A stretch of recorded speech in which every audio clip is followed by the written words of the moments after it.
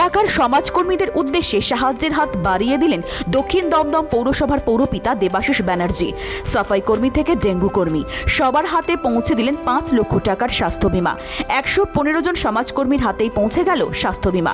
এই অনুষ্ঠান থেকে দেবাশিস ব্যানার্জি জানালেন, মাননীয় মুখ্যমন্ত্রী অভিষেক ব্যানার্জি যেভাবে মানুষের পাশে দাঁড়ান তাদের কথা মাথায় রেখে তার এই উদ্যোগ।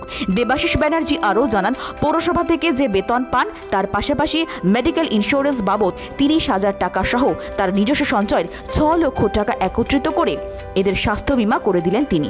স্বাস্থ্যসাথী কার্ডের সাথে এটা আমি তুলনাই করব না। আমার কথা হচ্ছে, আমি খুব ছোট লেভেলে একজন কাউন্সিলর।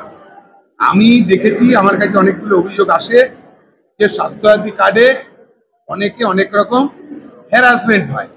এই হ্যারাসমেন্ট আমার মুখ্যমন্ত্রী পর্যন্ত গেলে সঙ্গে সঙ্গে ব্যবস্থাও হয়, কিন্তু অনেকের সেই জায়গায় যাওয়ার মতন ক্ষমতা থাকে না। কিন্তু এটা তো সরকারি ইন্স্যুরেন্সে, এইটা কিন্তু কোনো হাসপাতাল বা কোনো নার্সিংহোম এটা কিন্তু ফেরত দেবে না।